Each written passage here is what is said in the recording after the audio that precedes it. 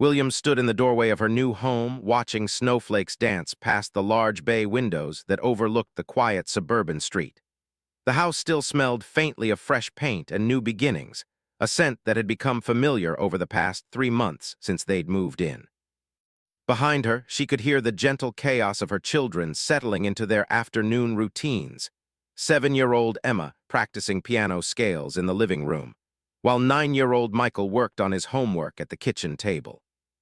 The divorce had been finalized 6 months ago, and this house represented more than just a change of address. It was fresh start, a place where she could build new memories with her children, away from the painful echoes of a marriage that had slowly crumbled under the weight of unspoken resentments and growing apart. The settlement had been fair, allowing her to purchase this charming 2-story home in a family-friendly neighborhood, complete with a wraparound porch and a backyard perfect for childhood adventures. As December approached, found herself both excited and nervous about their first Christmas in the new house. The children had been remarkably resilient throughout the changes, but she knew they were still processing the reality of their parents living in separate homes. Emma had asked twice this week if Daddy would be coming for Christmas morning, and each time had gently reminded her of their new arrangement: Christmas Eve with Mom, Christmas Day with Dad. The afternoon light was beginning to fade when heard a car door slam outside. Through the window, she watched her neighbor, Mrs., emerge from her silver sedan with arms full of colorful shopping bags. The elderly woman had been nothing but kind since they'd moved in, bringing over homemade cookies and offering to help with anything they needed. Had learned that Mrs. had lived on Maple Street for over 30 years and had raised 4 children of her own in the blue house next door. "Mom, can we decorate for Christmas yet?" Emma's voice carried from the living room, interrupting Thought's. The little girl appeared in the doorway, her curls slightly disheveled from practicing piano. She wore her favorite purple dress with sparkly tights, an outfit she'd insisted on wearing to school that morning despite the December chill. Smiled at her daughter's enthusiasm. "I think we can start thinking about decorations soon, sweetheart. What kind of Christmas do you want to have this year?" Emma's eyes lit up with excitement. "Can we have a really big tree? And lots of lights? And maybe we could get those inflatable decorations for the yard like the Johnsons had at our old house." Michael looked up from his homework, his dark hair falling into his eyes the way it always did when he concentrated. "That stuff is expensive, Em. Mom probably doesn't want to spend all that money." Felt a familiar pang in her chest. Since the divorce, Michael had become more aware of financial concerns, often trying to protect her from requests he thought might cause stress. At 9 years old, he'd somehow appointed himself as the family's practical voice, a role that both touched and worried her. "We'll figure out what works for our budget," said gently, moving to ruffle Michael's hair. "But I want you both to know that we're going to have a wonderful Christmas. It might look different than before, but different can be beautiful too." The truth was, had been carefully saving money specifically for Christmas. She'd taken on extra freelance graphic design projects in the evenings, working after the children went to bed to build up a small fund for holiday expenses. She wanted their first Christmas in the new house to be magical, to help establish new traditions that would make this place feel truly like home. That evening, as tucked the children into their beds, Emma grabbed her hand with the urgency that only 7-year-olds could muster. "Mommy, I have an idea about Christmas," she whispered, as if sharing a great secret. "What's your idea, baby?" "What if we go shopping together? Like all 3 of us. We could pick out presents for Daddy and Grandma and Uncle Mark, and maybe we could get hot chocolate and look at all the Christmas lights in the stores." Felt her heart swell. "That sounds like a wonderful idea. Would you like to make it our special tradition, something we do every year in our new house?" Emma nodded enthusiastically, her eyes sparkling in the soft glow of her. "Can Michael come too? I know he pretends he doesn't like shopping, but I think he really does." From the next room, they heard Michael's voice through the thin walls. "I heard that, and shopping is boring, but I guess I could come if Mom needs help carrying bags." Laughed softly. Even at 9, Michael was determined to maintain his image as the practical one, but she knew he secretly loved family outings as much as his sister did. The next morning brought the first real snow of the season. Woke to find her backyard transformed into a pristine white wonderland, with icicles beginning to form along the roof's edge. The children rushed to the windows as soon as they woke up, pressing their faces against the cold glass and marveling at the winter scene. Over breakfast brought up Emma's shopping idea. What would you both think about starting a new Christmas tradition this year? We could plan special shopping days together, just the three of us. We could make a whole adventure out of it. Like a Christmas quest, Emma exclaimed, syrup from her pancakes dotting her chin. Michael considered this seriously, the way he approached most decisions. Would we have a budget for each person and a list so we don't forget anyone? Nodded, impressed as always by her son's organizational mind. Absolutely. We could make it very official. Lists, budgets, maybe even a map of where we want to go.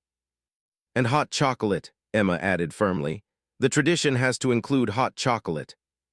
And hot chocolate, agreed, feeling a warmth spread through her chest that had nothing to do with the coffee she was drinking.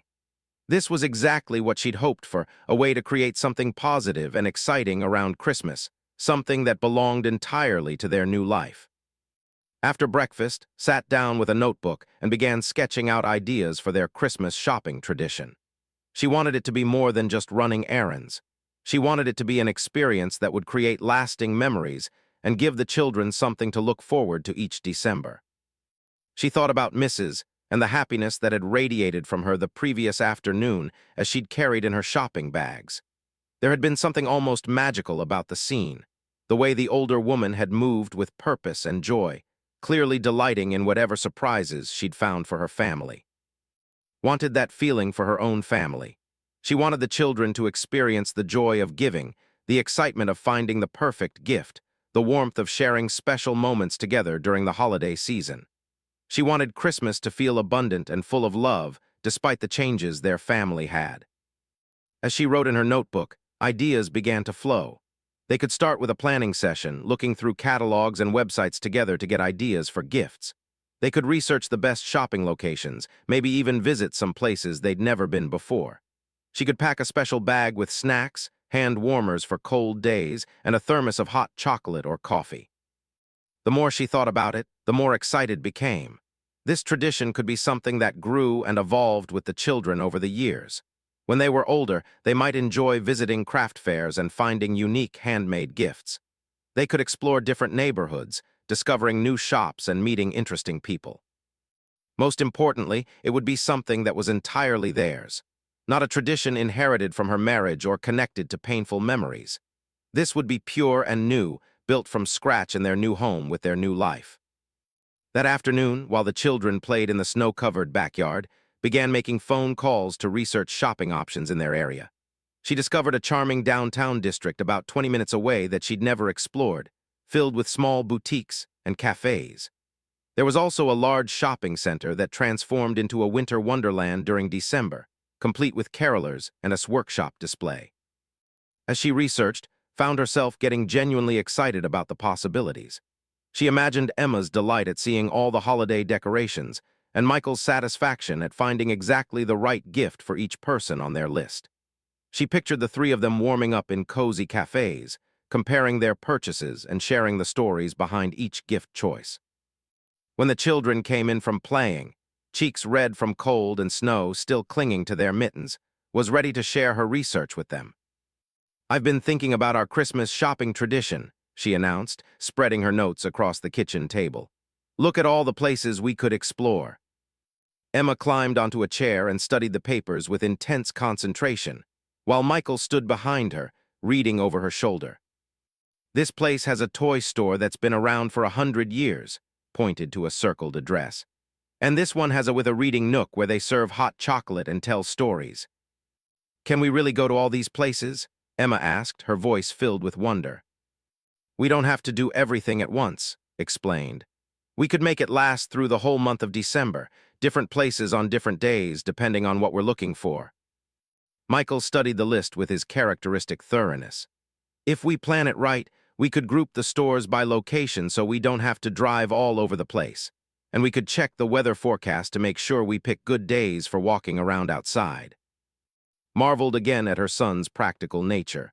"Those are excellent suggestions. Should we make this a family project? We could create a master plan together." Over the next hour, the three of them spread out on the living room floor with paper, colored pencils, and laptop.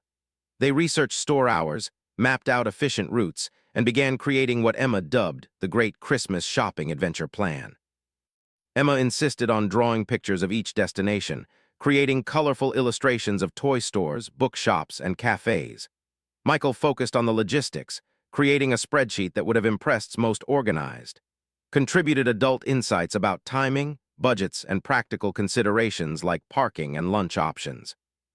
As they worked, felt something she hadn't experienced in months, pure, uncomplicated joy. The three of them were creating something together, building excitement and anticipation around a shared goal.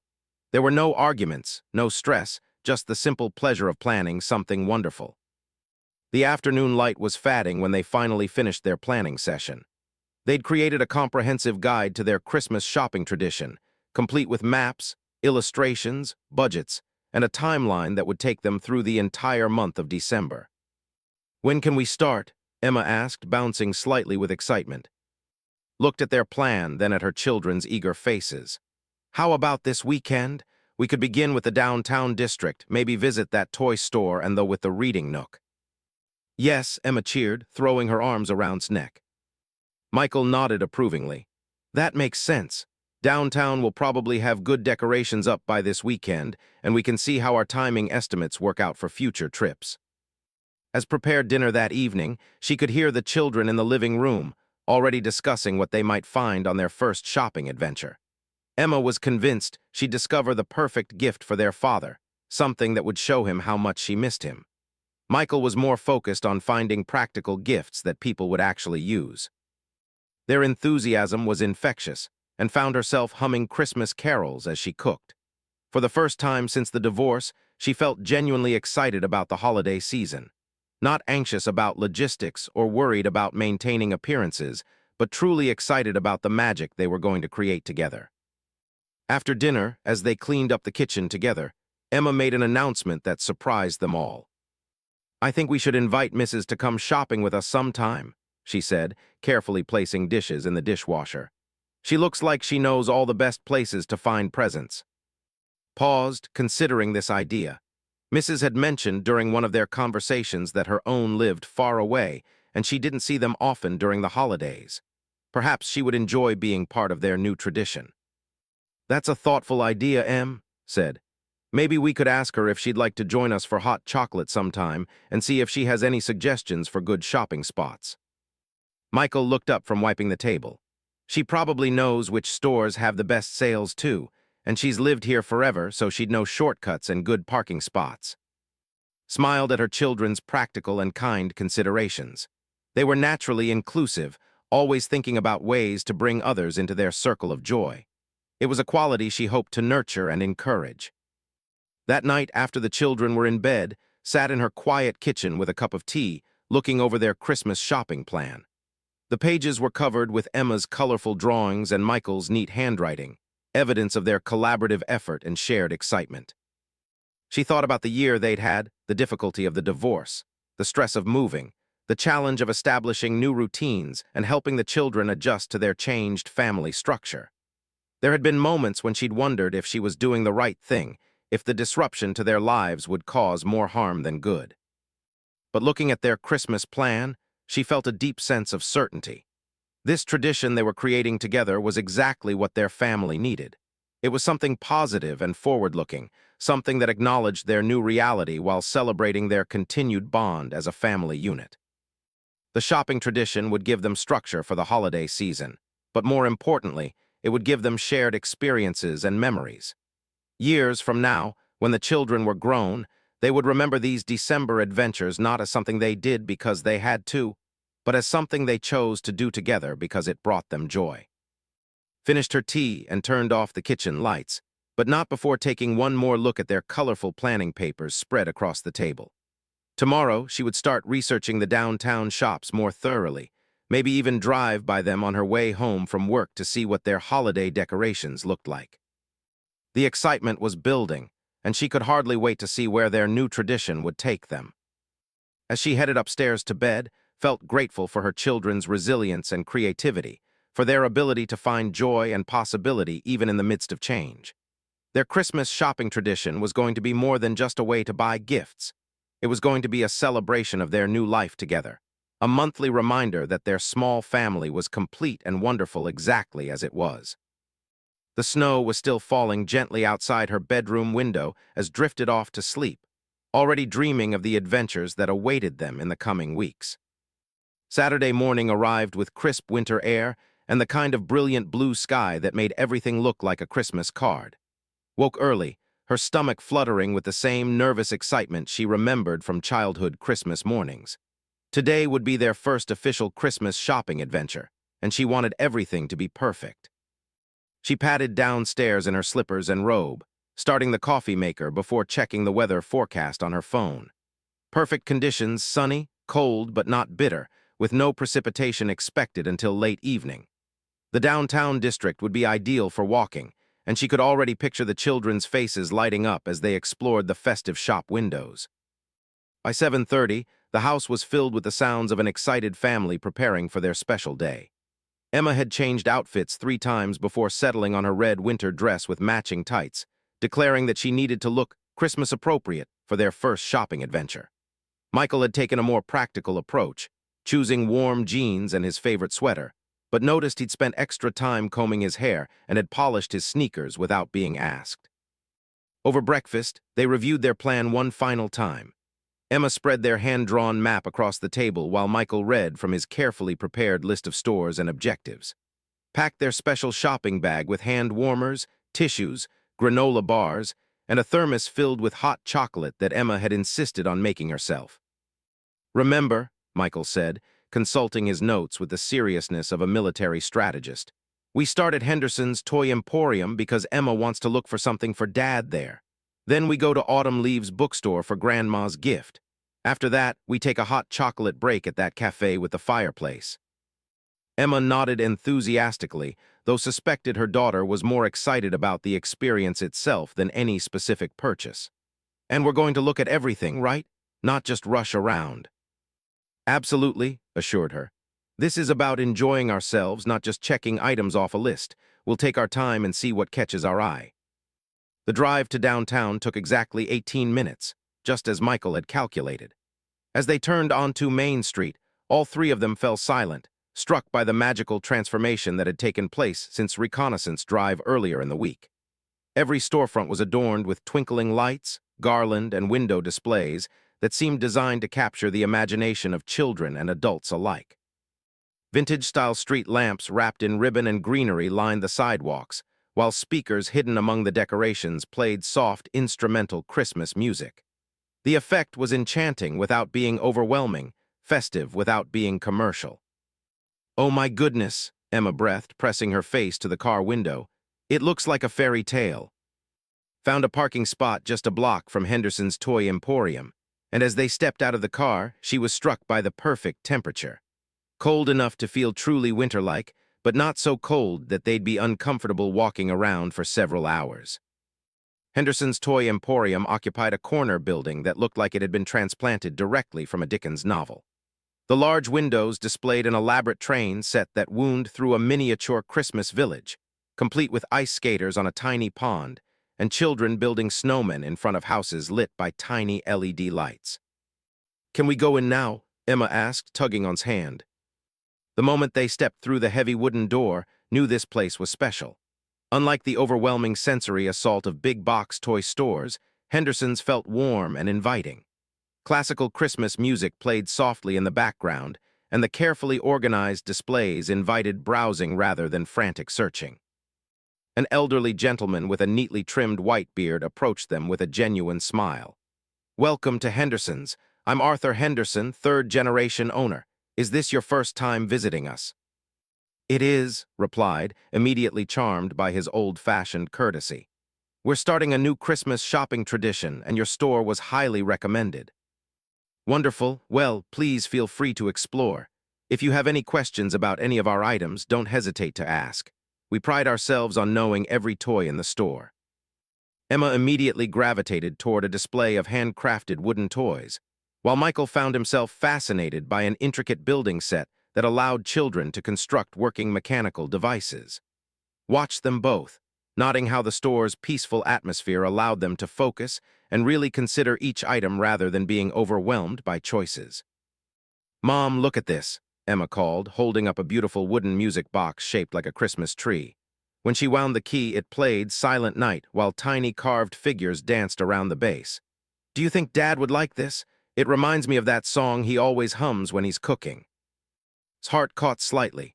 Emma was right, David had always hummed Silent Night while preparing dinner, a unconscious habit that had been one of the many small things she'd found endearing about him before their relationship became complicated. I think that's a very thoughtful choice, said honestly. It's beautiful and it shows you pay attention to the things he enjoys. While Emma continued examining the music box, Michael approached with a wooden puzzle that required logical thinking to solve. This is for Uncle Mark, he announced. Remember how he always likes brain teasers? This one is supposed to be really challenging but not impossible. Marveled at her children's gift selection process. They weren't just grabbing items that caught their eye. They were genuinely thinking about the recipients, considering their personalities and preferences. The peaceful environment of Henderson's seemed to encourage this thoughtful approach. As they moved through the store, Mr. Henderson proved to be a wealth of knowledge about his inventory. When Emma expressed interest in a kaleidoscope, he explained how it was made by a local artisan and showed her how different light sources affected the patterns. When Michael questioned whether a building set was appropriate for his cousin's age, Mr. Henderson pulled out a reference guide and helped him understand the complexity levels. After an hour at Henderson's, they had purchased the music box for David, the puzzle for Uncle Mark, and a gorgeous handmade doll for Emma's cousin Sophie. Each item came wrapped in tissue paper and placed in Henderson's signature dark green bags with gold ribbon handles.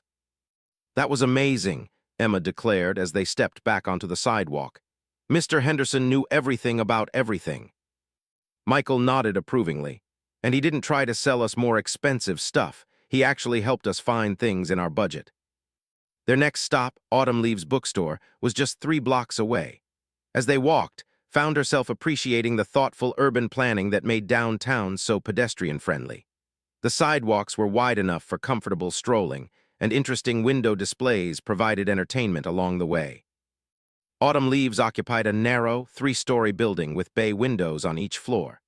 The ground floor housed new releases and bestsellers, while signs indicated that the second floor contained used books and rare editions, and the third floor housed the reading nook and cafe they'd heard about. The moment they entered, understood why this bookstore had been enthusiastically recommended by multiple online reviewers. The space felt more like a private library than a commercial establishment, with comfortable reading chairs scattered throughout and shelves organized by intricate subject categories that went far beyond simple genres. A young woman with vibrant purple hair and multiple ear piercings greeted them with enthusiasm. "Welcome to Autumn Leaves. Are you looking for anything specific today?" "We're shopping for my mom," explained.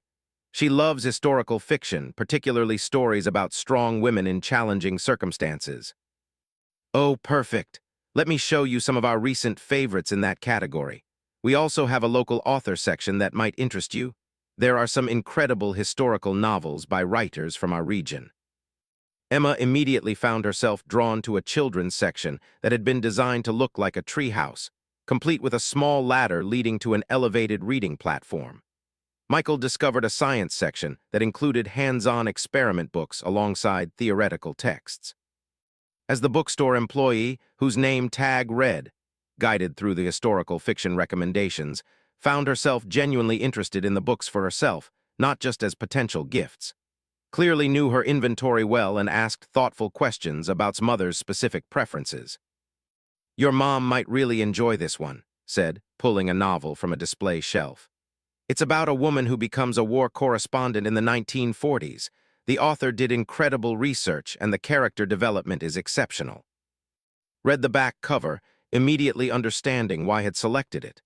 The story sounded exactly like something her mother would devour in a single weekend. While continued browsing for her mother's gift, the children explored their respective sections. Emma had found a picture book about a girl who saves Christmas in her town, and Michael discovered a fascinating book about how everyday objects are manufactured. "Mom," Michael called from across the store, "can I show you something?" Followed him to a display near the science section, where he'd found a beautiful coffee table book about the history of flight, filled with detailed photographs and diagrams. "I think Grandpa would love this," he said. Remember how he always talks about wanting to learn to fly airplanes? And look, it has pictures of all the planes he talks about when he tells stories about his dad. Felt a surge of pride at Michael's thoughtfulness. Her father did indeed have a fascination with aviation that stemmed from stories about his own father's service as a pilot during World War II. The book Michael had selected would be perfect for him. After purchasing books for his mother and father, plus the children's selections for themselves, they climbed the narrow staircase to the third-floor cafe. The reading nook exceeded even Emma's elaborate expectations. The entire third floor had been converted into a cozy space filled with mismatched but comfortable furniture, soft lighting, and shelves lined with books available for browsing. Large windows overlooked the busy street below, and a small counter in one corner served coffee, tea, hot chocolate, and homemade pastries. They settled into a corner nook with a view of the street and ordered hot chocolate for the children and coffee for herself. Emma immediately claimed a nearby shelf of picture books, while Michael found a comfortable chair and opened his new book about manufacturing. "This is exactly what I imagined," said, settling into her own chair with her coffee. "It feels like we're in someone's living room but with better book selection." Emma looked up from a book about penguins. "Can we come here again soon, even when it's not Christmas shopping?" "I think that could be arranged," replied, nodding mentally to ask about their hours and whether they offered any children's programs. As they sat in the comfortable warmth of the reading nook, felt a deep sense of satisfaction. Their first shopping expedition was exceeding all expectations. The children were engaged and happy, they'd found meaningful gifts for family members, and they were creating exactly the kind of memory she'd hoped for. Through the window, she could see other families walking along the decorated street, many carrying shopping bags and wearing the same expression of contentment that she imagined was visible on her own face. There was something magical about the shared experience of holiday shopping, the collective participation in the ritual of finding special gifts for loved ones. After 45 minutes in the reading nook, they gathered their purchases and headed back onto the street. Their next planned stop was a small gallery that specialized in handcrafted items by local artists. But as they walked, Emma spotted something that made her gasp with delight. "Look," she exclaimed, pointing to a storefront they hadn't noticed on their initial walk. "They have Christmas ornaments." The store, called Christmas Every Day, was smaller than their planned stops, but appeared to specialize entirely in Christmas decorations and ornaments. The window display featured hundreds of unique ornaments in every style imaginable: traditional glass balls, whimsical clay figures, elegant crystal designs, and handcrafted items that appeared to be one of a kind. "Can we go in?" Emma asked. "I know it's not on our list, but maybe we could find ornaments for our new tree." Realized that in all their planning, they hadn't actually discussed purchasing ornaments for their own home. Their old Christmas decorations were in storage, part of the division of household items that had been too emotionally complicated to address during the immediate aftermath of the divorce.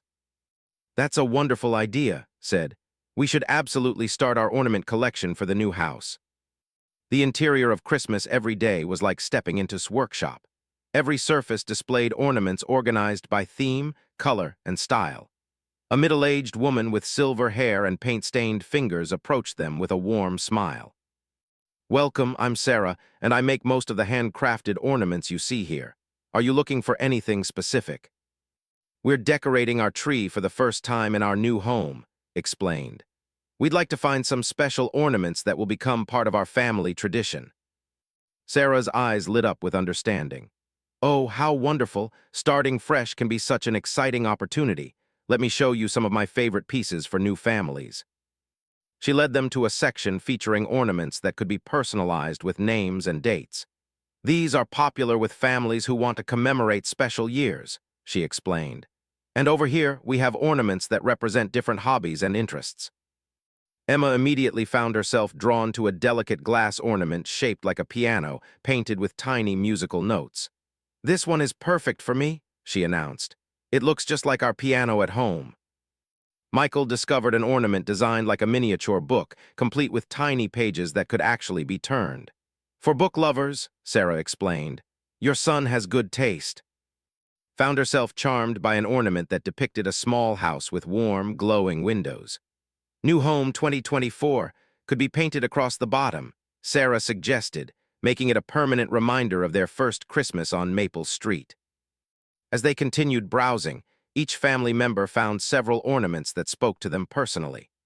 Emma selected 3 more, including one shaped like a snowflake that reminded her of the view from her bedroom window that morning, and another that looked like a Christmas tree made of tiny green gems. Michael chose 2 additional ornaments, one shaped like a space shuttle to represent his interest in science, and another that looked like a miniature toolbox, which he said reminded him of Grandpa's workshop. Selected an ornament that depicted a mother and 2 children ice skating, their faces glowing with joy. The figures were abstract enough to represent any family while being specific enough to capture the essence of shared happiness. "These will be beautiful on your tree," Sarah said as she carefully wrapped each ornament in tissue paper. "And every year when you unpack them, you'll remember this special day when you started your new tradition." As they left Christmas every day, their shopping bags considerably heavier and their hearts considerably lighter, realized that their first shopping adventure had become something even more special than she'd originally planned. They weren't just purchasing gifts for others. They were creating the foundation for their own family's Christmas traditions. The afternoon sun was beginning to cast long shadows across the sidewalk and suggested they make one final stop before heading home. "How about that hot chocolate place with the fireplace that Michael found in his research?" she suggested. Ember and Grain Cafe occupied the ground floor of a restored Victorian building, with large windows that revealed cozy seating areas arranged around a massive stone fireplace. The menu board promised artisanal hot chocolate made with locally sourced ingredients and pastries baked fresh daily. They settled into a comfortable seating area near the fireplace, the children flanking on a large, overstuffed sofa. The warmth from the fire felt wonderful after several hours of walking in the cold air, and the gentle murmur of conversation from other customers created a peaceful atmosphere. When their hot chocolate arrived, served in large ceramic mugs with homemade whipped cream and a sprinkle of cinnamon, Emma declared it the best hot chocolate in the history of the world. Michael, more reserved in his praise, admitted that it was definitely better than the packets we make at home. As they sat by the fire, warming their hands around their mugs and recounting the highlights of their shopping expedition, felt a profound sense of gratitude. The day had exceeded every expectation she'd had when they first planned this tradition.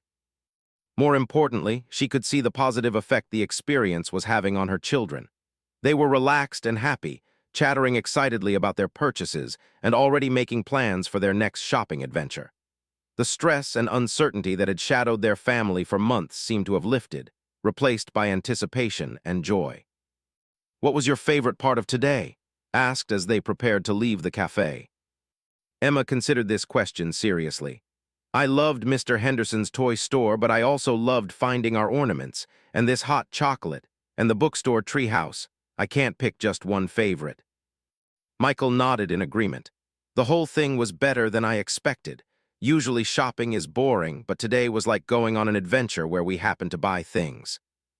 As they loaded their shopping bags into the car and began the drive home, reflected on Michael's observation.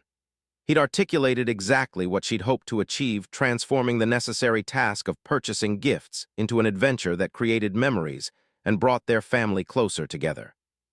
The sun was setting as they pulled into their driveway, painting the snow-covered front yard in shades of pink and gold. Mrs. was checking her mailbox and waved as they got out of the car, their arms full of colorful shopping bags. "Looks like you had a successful shopping trip," she called out cheerfully. "We started our Christmas shopping tradition today," Emma announced proudly. "We found the most amazing stores downtown, and we got ornaments for our tree."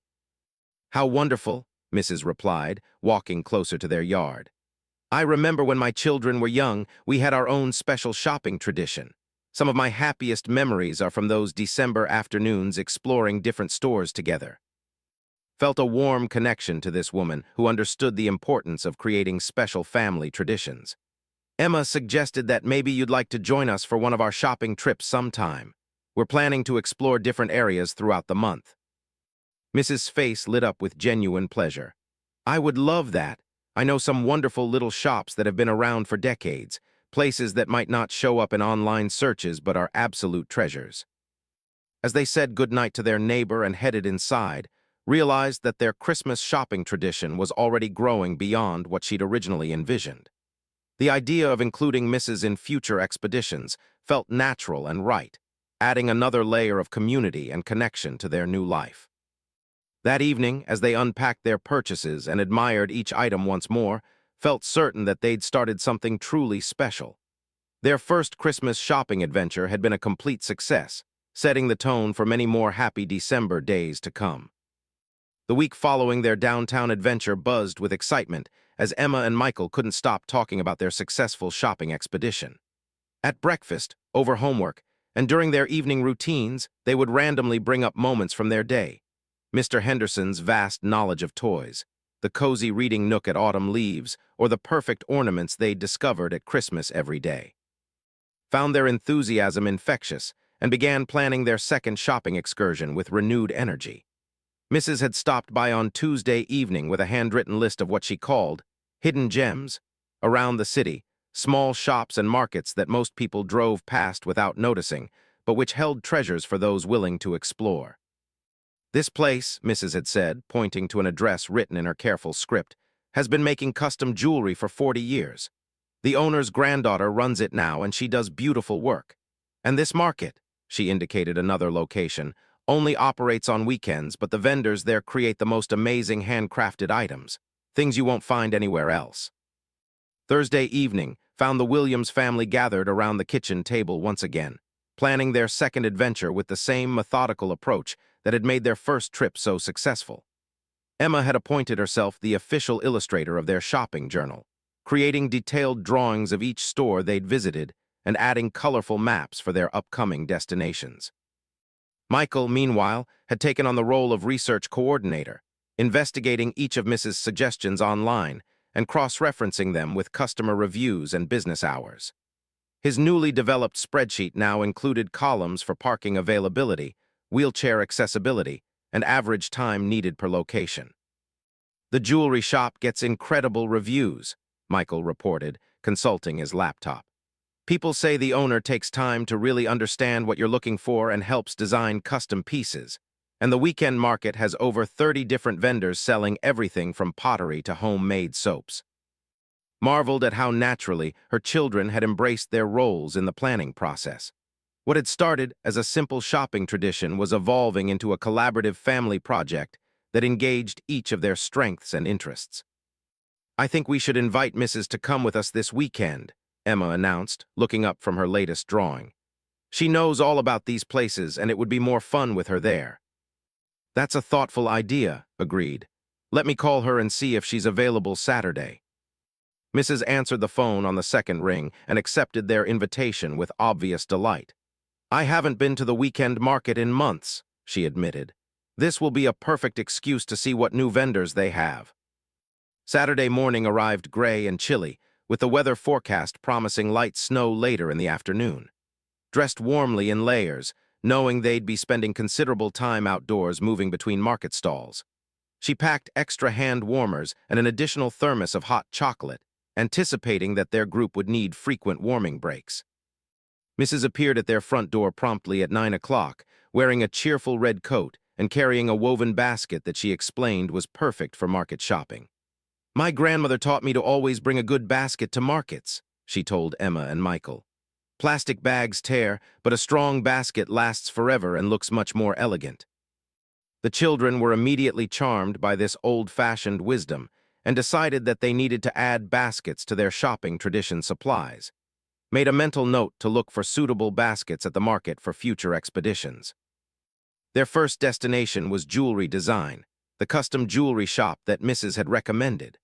Located in a converted Victorian house in an arts district had never explored, the shop occupied what had once been the home's front parlor, with large windows providing natural light for detailed work. The current owner and granddaughter of the shop's founder greeted them warmly and immediately put them at ease. A woman in her 30s with kind eyes and silver-streaked hair pulled back in a practical bun. She wore a leather apron covered with small tools and seemed genuinely excited to have visitors. "Mrs. told me about your Christmas shopping tradition," said with a smile. "I love helping families find special gifts that will become treasures. What kind of person are you shopping for today?" explained that she wanted to find something special for her sister Karen, who lived across the country and had been an incredible source of support during the divorce. She loves unique jewelry, particularly pieces that tell a story or have personal meaning, explained. His eyes lit up with understanding. I have some ideas that might be perfect. Tell me about your sister's style preferences and what she means to you. As described Karen's sophisticated but approachable fashion sense and their close relationship, listened carefully, occasionally asking clarifying questions about color preferences or lifestyle considerations. Meanwhile, Emma and Michael explored the workshop area, fascinated by the tools and techniques used to create handmade jewelry. This is amazing, Michael said, watching demonstrate how she shaped silver wire into delicate spirals. Do you have to go to special school to learn how to do this? Smiled at his interest. I learned from my grandmother, who learned from her mother. But yes, I also studied formally and continued taking classes to learn new techniques.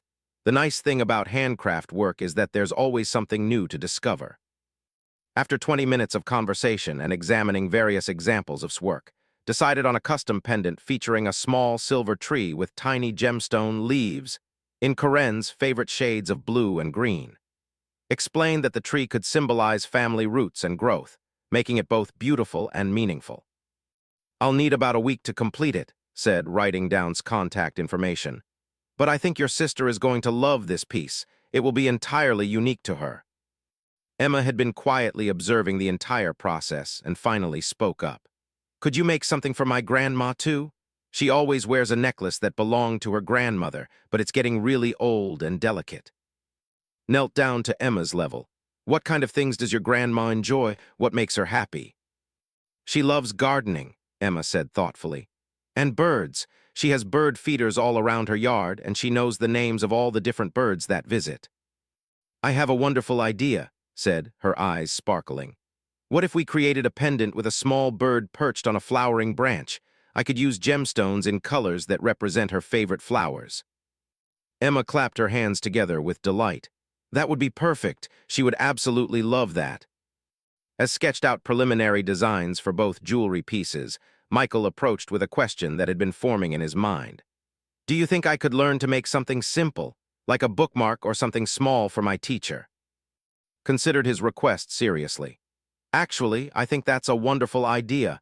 I have a beginner's workshop next Saturday morning for children interested in basic metalworking. Would you be interested in attending? Felt a surge of pride at her son's initiative and its encouraging response.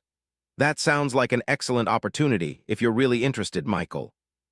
I am, Michael said firmly. I think it would be cool to make something myself instead of just buying it. Mrs. had been watching the entire interaction with obvious pleasure. You're just like your grandmother was. She always found ways to encourage young people to explore their creativity. After finalizing arrangements for the custom jewelry pieces and registering Michael for the workshop, they thanked and headed to their next destination, the weekend market that Mrs. had described with such enthusiasm. The Riverside Weekend Market occupied a large parking lot adjacent to a community center, with white tents arranged in neat rows and colorful banners fluttering in the cold breeze. Even from the parking area, they could see that the market was busy with shoppers moving between stalls, their arms full of purchases and their faces bright with the satisfaction of discovering unique treasures. This is huge, Emma said, staring at the dozens of vendor tents. How do we see everything? Mrs. laughed at her amazement. The secret is to walk through once just to see what's available, then go back to the stalls that interest you most. And always save the food vendors for last. That way you can end with something delicious. They began their exploration at one end of the market, moving slowly between stalls and taking time to appreciate the incredible variety of handmade goods available. One vendor specialized in hand-thrown pottery, displaying mugs, bowls, and decorative pieces in rich earth tones. Another offered hand-knitted scarves, mittens, and sweaters in vibrant colors and intricate patterns. Emma was immediately drawn to a stall featuring handmade soaps and bath products, where a young woman was demonstrating how she incorporated dried flowers and essential oils into her creations. These smell amazing, Emma announced, carefully sniffing various samples.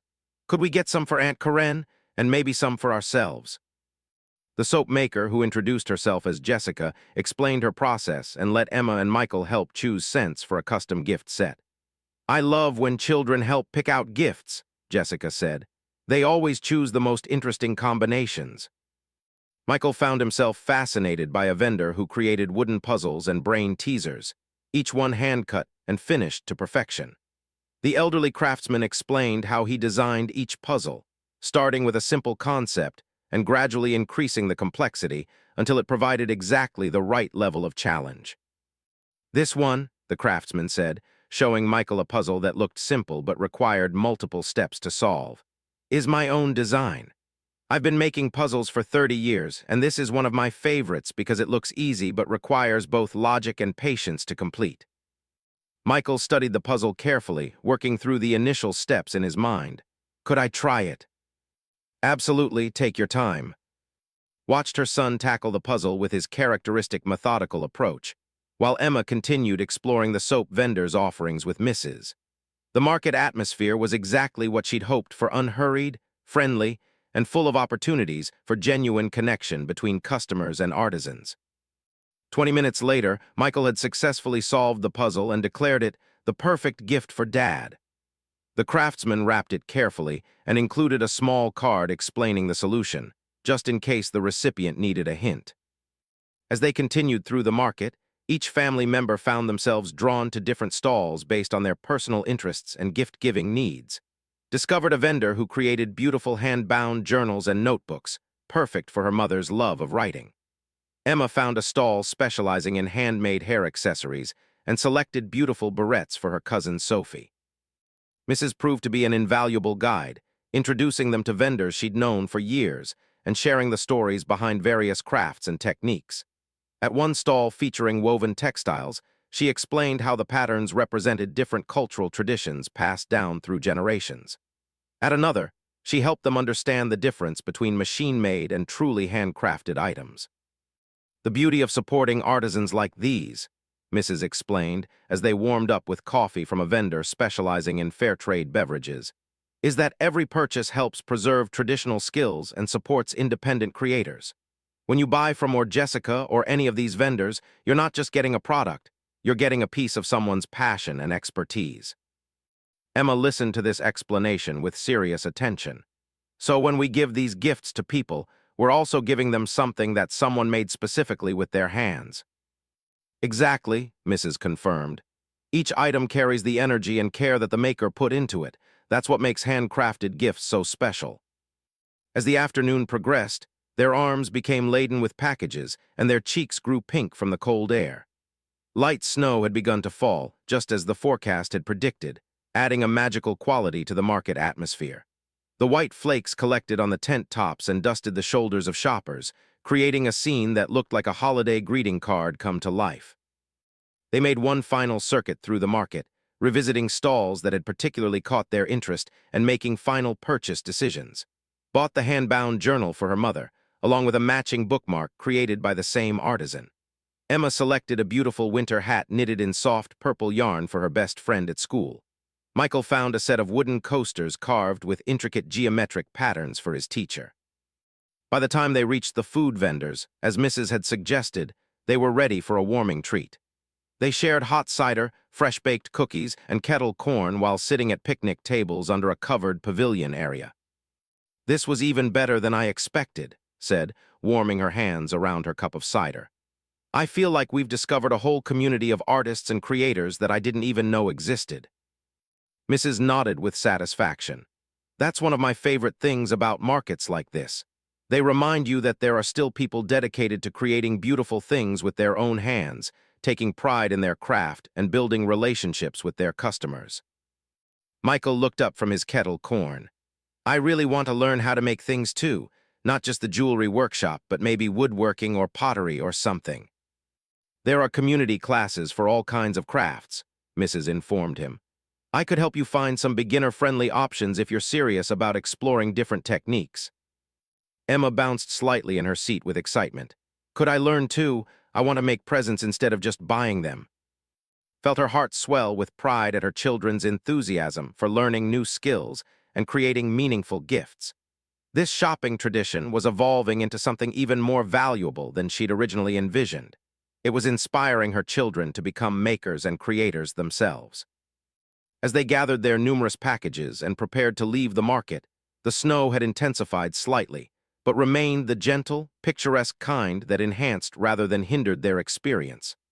Other shoppers were loading their cars with satisfied smiles, and vendors were beginning to pack up their displays for the day. "We should definitely make this market a regular part of our tradition," said as they walked toward their car. "I love supporting these local artisans, and there are obviously vendors who only appear seasonally." "Next time," Emma suggested, "we could bring a wagon to carry all our packages. My arms are getting tired." Mrs. laughed. "That's the mark of a successful shopping expedition, when you found so many wonderful things that you can barely carry them all." The drive home was filled with excited chatter about their discoveries and plans for the gifts they'd purchased. Emma talked about how surprised Aunt Karen would be with her custom soap set, while Michael described the satisfaction of solving the wooden puzzle and his anticipation for the jewelry-making workshop. Mrs. shared stories about the various vendors they'd met, some of whom she'd been buying from for years. "That young woman with the soaps," she told them, "started her business just 3 years ago when she was still in college. Now she has customers all over the state. It's wonderful to see young entrepreneurs following their passion." When they arrived home, the house felt especially cozy after their hours in the cold market atmosphere. They spread all their purchases across the living room floor, creating a colorful display of handcrafted treasures. Each item represented not just a future gift, but a story about its creator and the tradition they were building together. Made hot chocolate while the children and Mrs. organized the purchases by recipient and admired each piece once more. The afternoon had exceeded every expectation, introducing them to a whole community of local artisans and inspiring new interests in her children. "This tradition keeps getting better," Emma declared, curled up on the sofa with her mug of hot chocolate. "I can't wait to see what we discover next week." As Mrs. prepared to head home, she thanked for including her in the day's adventure. "This reminded me why I love this community so much," she said. "There's so much creativity and passion here if you just know where to look for it." After their neighbor left, helped the children wrap their market purchases and add them to their growing collection of Christmas gifts. Each item was carefully labeled and stored in their designated gift area, a corner of closet that had been transformed into their holiday storage space. That evening, as she tucked the children into bed, both Emma and Michael were still processing the day's experiences and making plans for future shopping adventures. "Mom," Emma said sleepily, "I love our new tradition. It makes Christmas shopping feel like a treasure hunt." Michael nodded in agreement from his room next door. "And we're learning about all these different ways to make things. I never knew there were so many people who create stuff by hand." As settled into her own evening routine, she reflected on how much their simple shopping tradition had already enriched their lives. They weren't just purchasing gifts. They were building connections with their community, supporting local artisans, and inspiring creativity in her children. The tradition was becoming something larger and more meaningful than she'd ever imagined when they first planned it around her kitchen table just a few weeks earlier. Each shopping expedition was adding layers of discovery, learning, and community connection that would benefit their family far beyond the holiday season. Outside her bedroom window, the snow continued to fall gently, blanketing their neighborhood in pristine white and creating the perfect backdrop for the magical season they were creating together. Drifted off to sleep already anticipating their next adventure and wondering what new discoveries awaited them in the coming week. The third week of December arrived with a crisp energy that seemed to amplify everyone's excitement about their upcoming shopping adventures. Snow had fallen steadily throughout the previous week, transforming their neighborhood into a winter wonderland that made even mundane activities feel magical. Woke each morning to the sight of Emma's face pressed against her bedroom window, marveling at the way frost created intricate patterns on the glass. Their Christmas shopping tradition had taken on a life of its own, with neighbors and friends asking about their weekend adventures and recommendations for unique local shops.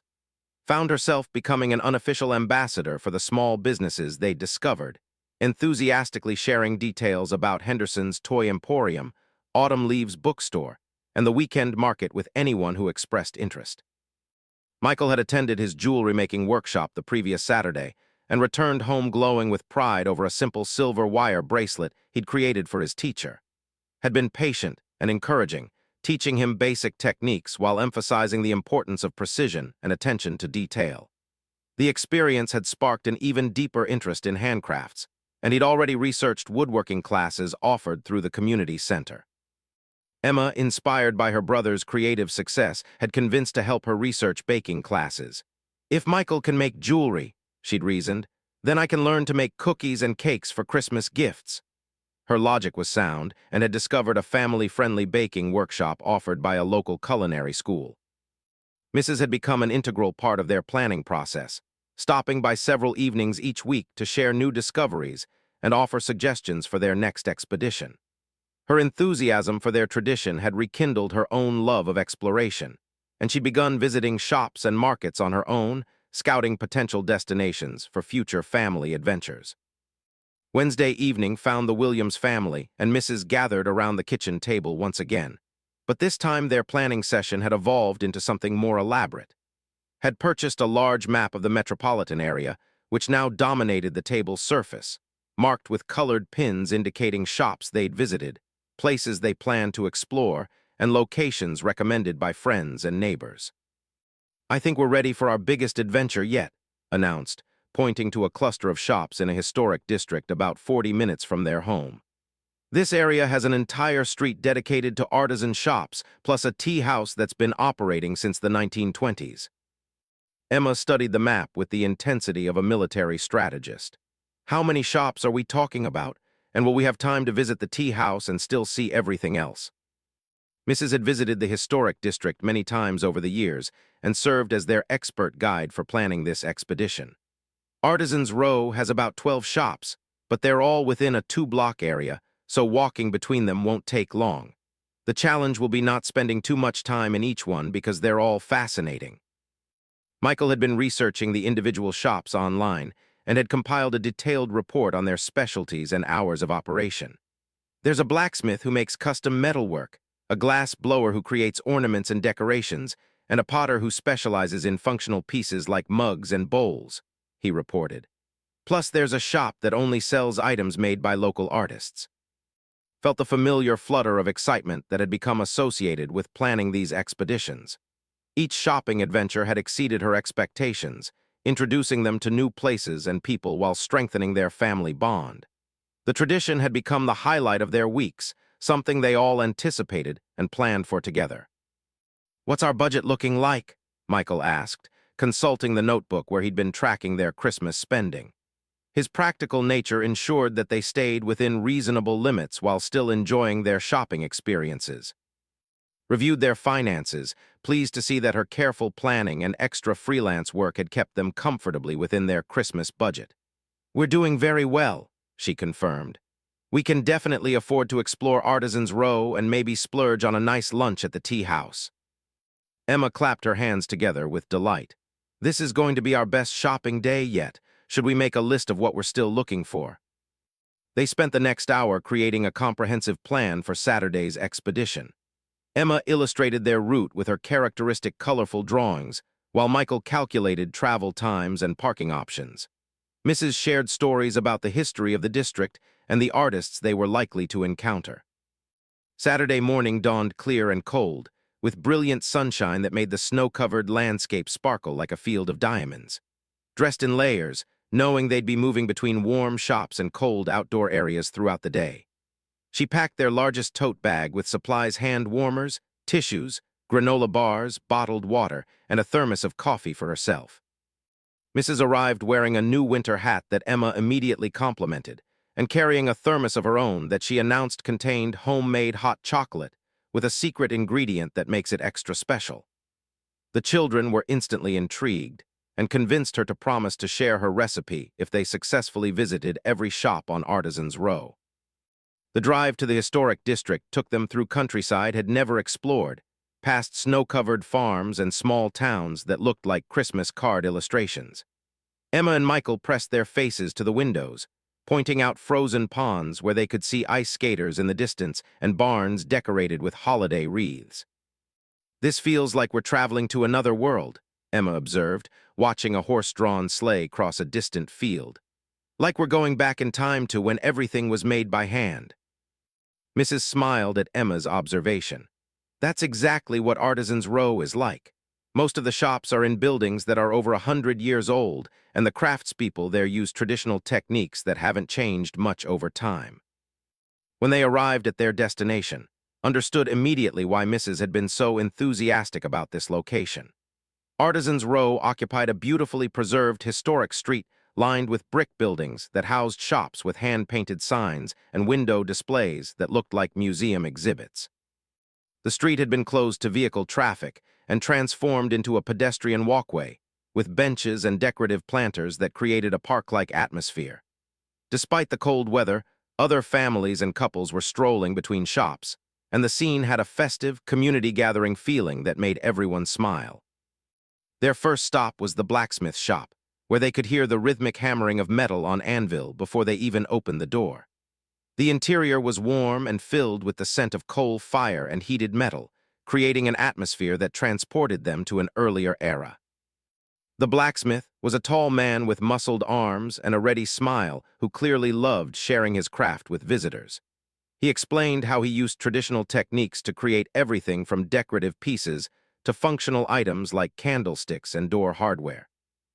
Everything here is made one piece at a time, he told them, gesturing to the racks of hand-forged items that lined the shop walls. I heat the metal in the forge until it's malleable, then shape it using hammers and other tools that haven't changed much in centuries. Michael was immediately fascinated by the process and asked detailed questions about the different types of metal and the temperatures required for shaping. Patiently explained the basics of metallurgy and demonstrated how he could bend and shape heated iron with precise hammer blows. Could someone my age learn to do this? Michael asked, watching create a simple spiral from a straight piece of metal.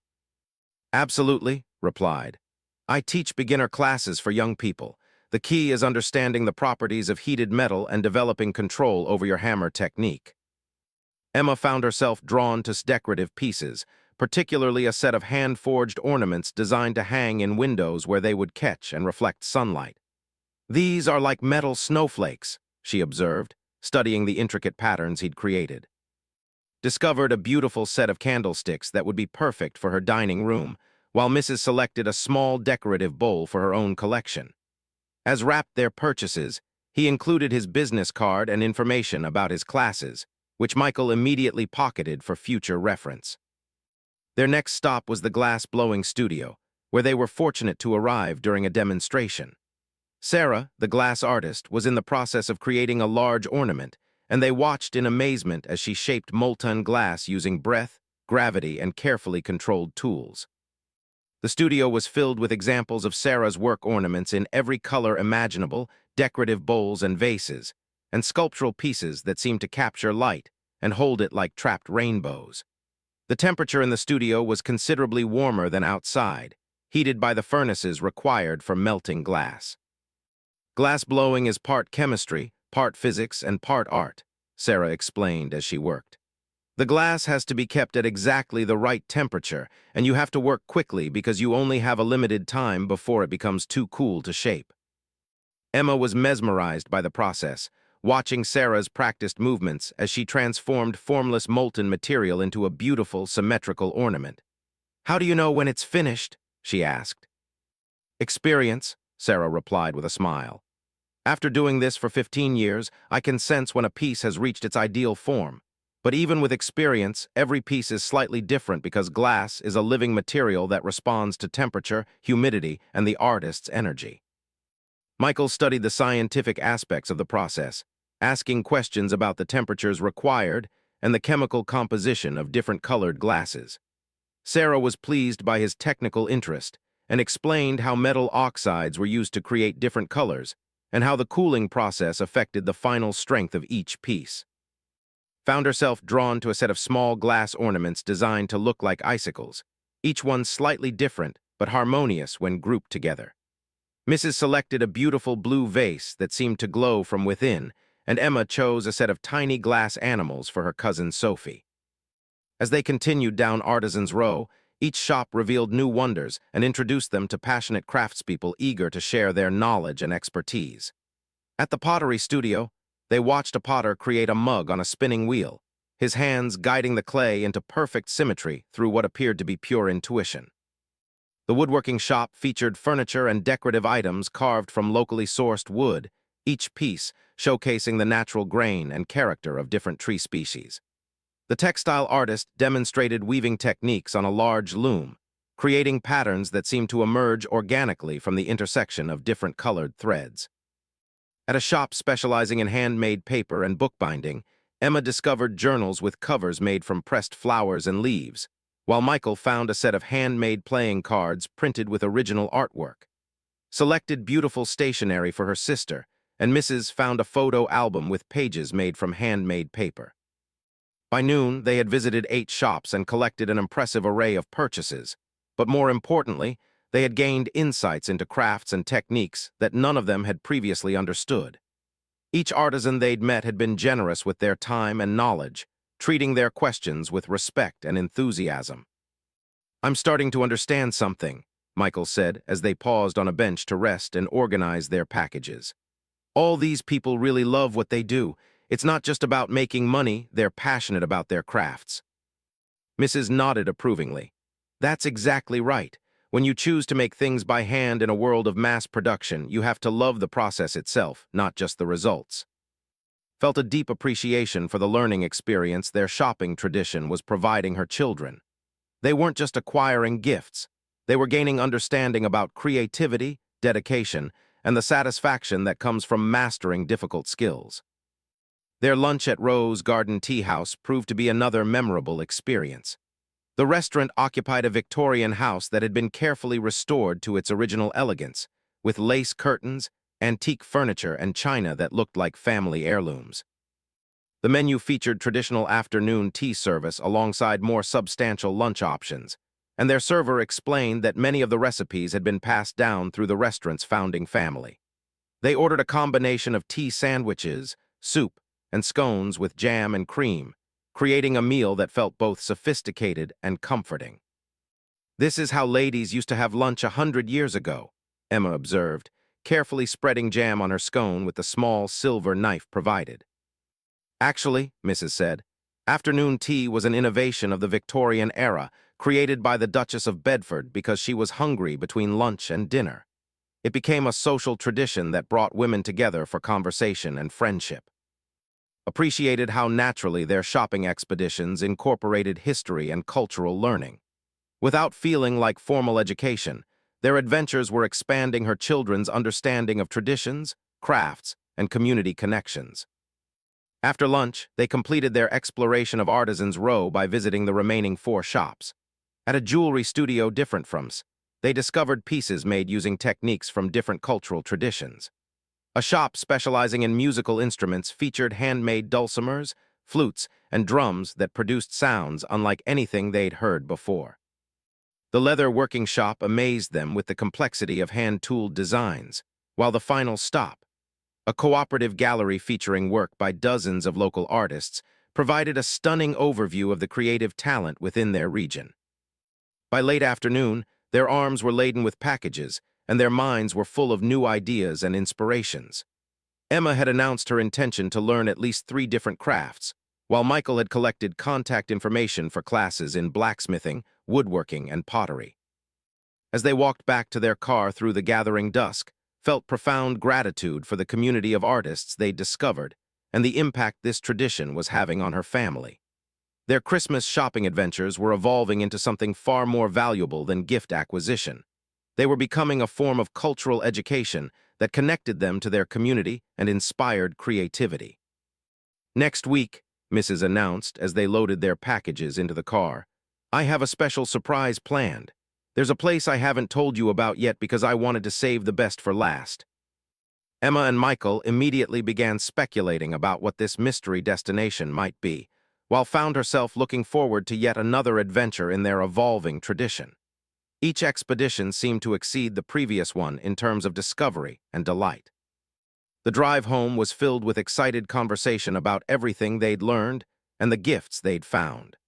Their Christmas shopping tradition had become something none of them had expected, a monthly exploration of human creativity and community connection that enriched their lives far beyond the holiday season. As they pulled into their driveway, realized that their simple shopping tradition had transformed into something truly special, a celebration of craftsmanship, community, and the joy of learning together as a family. The final week before Christmas arrived with a bittersweet mixture of excitement and melancholy.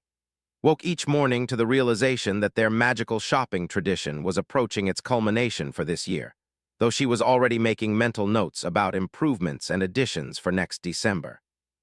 The house had been transformed over the past 3 weeks with their growing collection of Christmas decorations, including the beautiful ornaments they'd purchased at Christmas every day, and crafts the children had been creating in their newfound hobby classes. Emma had become surprisingly skilled at basic baking, producing batches of decorated cookies that rivaled those from professional bakeries. Her instructor at the culinary school had praised her natural sense for flavor combinations and her patience with detailed decorating work. Meanwhile, Michael had progressed rapidly in his jewelry-making classes and had produced several pieces that genuinely impressed and the other adult students. Mrs. Mystery Destination had been the subject of intense speculation throughout the week. She dropped hints about Christmas magic and something that will complete your tradition perfectly, but had refused to reveal any concrete details. Emma had developed elaborate theories involving everything from workshop to a magical Christmas tree farm, while Michael had taken a more practical approach, researching unusual attractions within driving distance of their home. Thursday evening brought their final planning session around the kitchen table, though this time the atmosphere carried extra significance. Looked around at their collection of maps, shopping lists, and colorful illustrations, recognizing that these papers represented far more than organizational tools. They were the documentation of a family transformation. "I've been thinking about what Mrs. said," Emma announced, studying their master map with serious concentration. "About saving the best for last. What could be better than everything we've already seen?" Mrs., who had arrived early for their planning session, smiled mysteriously while organizing her purse. "All I'll say is this. Tomorrow's destination will help you understand something important about Christmas traditions and why they matter so much to families and communities." Felt her curiosity intensify. Over the past 3 weeks, Mrs. had proven to have excellent judgment about destinations and experiences. If she considered this final location to be the culmination of their adventures, it would undoubtedly be something special. Michael had been uncharacteristically quiet during their planning session, and finally realized he was processing something beyond mere excitement about their upcoming expedition. "What's on your mind, sweetheart?" she asked gently. "I've been thinking about Dad," Michael admitted, his voice carrying a mixture of sadness and uncertainty. "All these amazing places we've been visiting, all the cool things we've been learning. I wish he could see how much fun we're having. But I also feel guilty because we're having such a good time without him." Felt her heart clench with understanding. Despite the divorce and the establishment of their new life routines, the children still struggled with complex emotions about their changed family structure. Their shopping tradition had been overwhelmingly positive, but Michael's observation reminded her that healing from family changes was an ongoing process.